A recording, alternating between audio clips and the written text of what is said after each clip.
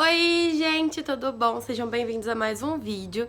Se você caiu nesse vídeo de paraquedas e não me conhece, não tem ideia de que vídeo é esse, meu nome é Karine, eu tenho 19 anos e estudo medicina em Assunção, no Paraguai. Se você pretende cursar medicina, ou então se você é calouro, o meu canal vai servir quase que como um manual de sobrevivência pra você nesse período.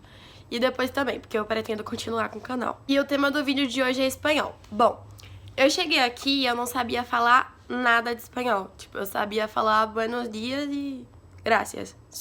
Só isso. Mas português parece muito com espanhol, né? Então, a gente que é brasileiro tem uma certa facilidade de entender. Não de falar, isso é inclusive uma coisa que a maioria das pessoas pensam que, tipo, eu falo português, então eu vou conseguir falar espanhol. Mais ou menos, né, colega? Calma lá, não é bem assim.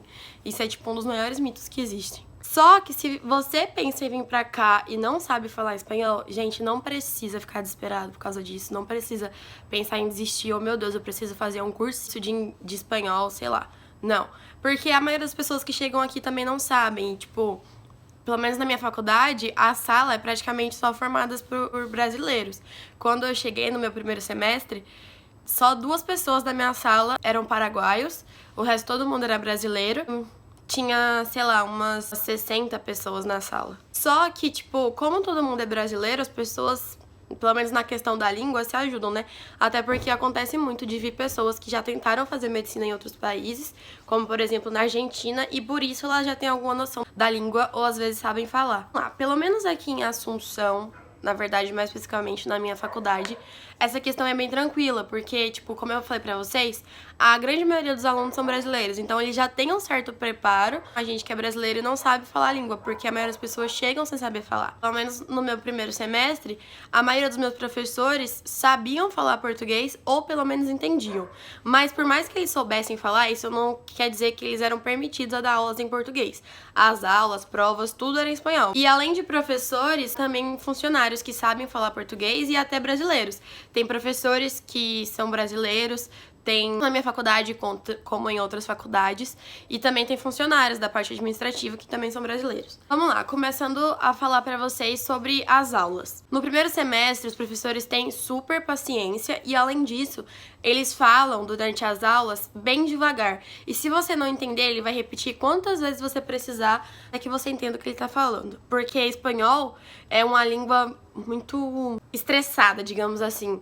Tipo, que dá pra você falar muito rápido, é que nem inglês. Se você for pegar uma conversa de nativos da língua falando, eles falam super rápido, não é que nem o português que é mais tranquilo.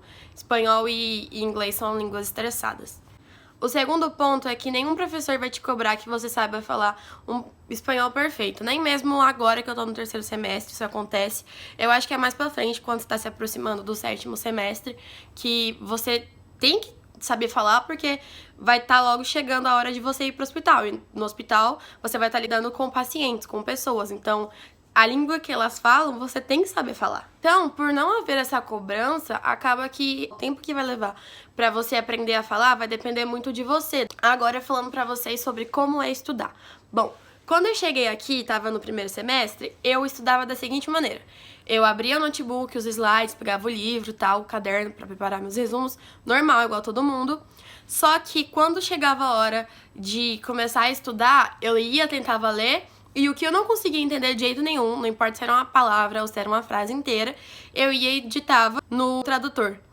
É interessante, ao invés de, tipo, copiar e colar, você digitar, porque aí você já percebe como que é a palavra. E aí, na hora de passar pro meu resumo, eu escrevia a frase ou a palavra e, entre parênteses, eu colocava a tradução do que eu não sabia. Porque aí, quando eu fosse reler o resumo, podia ser que eu já não lembrasse e não ia ter que procurar de novo. E também, bater no olho sempre você acaba aprendendo. Tem muitas coisas que eu não tinha nem ideia do que era e eu acabei aprendendo desse jeito. E, gente, vocês têm que ficar muito tranquilo, porque, tipo, no começo você não consegue escrever uma palavra sem olhar. Pelo menos se você tiver preocupação em escrever certo. Mas aí, com o tempo, você vai se acostumando, pegando o jeito de escrever, é normal, tá? Não precisa se desesperar com isso, não.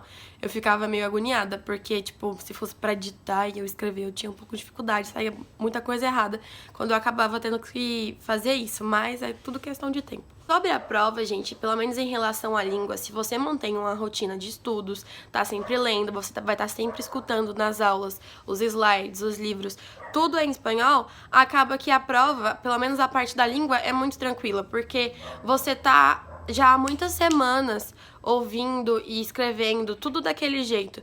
E, tipo, a prova tem meio que um roteiro, vai cair na prova que você já leu ou escutou.